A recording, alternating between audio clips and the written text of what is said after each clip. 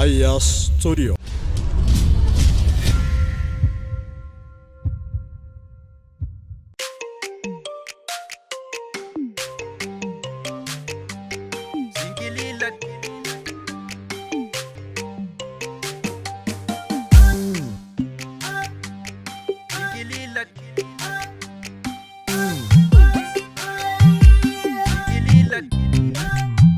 Singili lakaka singili lakaka singili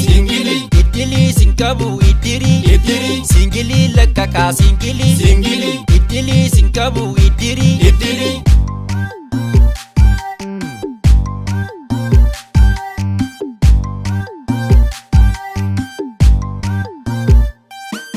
Jalalento makani lili fo adi jalatti zilzili Cireshe ganama firfiri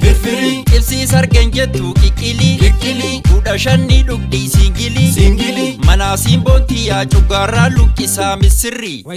Laqanni ishee guyyaa qilximi Murgisi lamarraan gixximi Achuma machoofte illimi Ani durba jettee dingili Achuma nan qabee kifili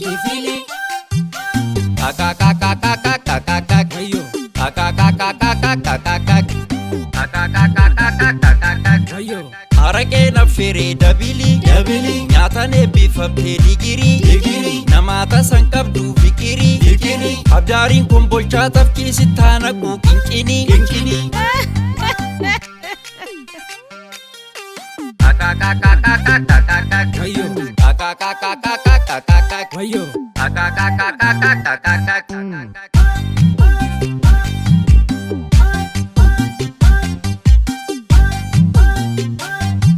Sabbataan jalqabee dawwalu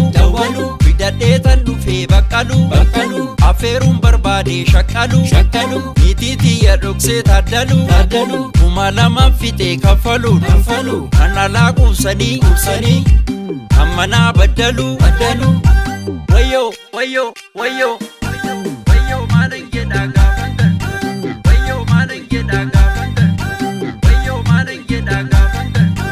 Wayyo maalan jedhaa gaafan gad Wayyo maalan jedhaa gaafan gad Wayyo maalan jedhaa gaafan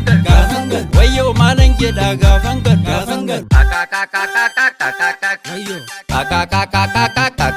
Wayyo maalan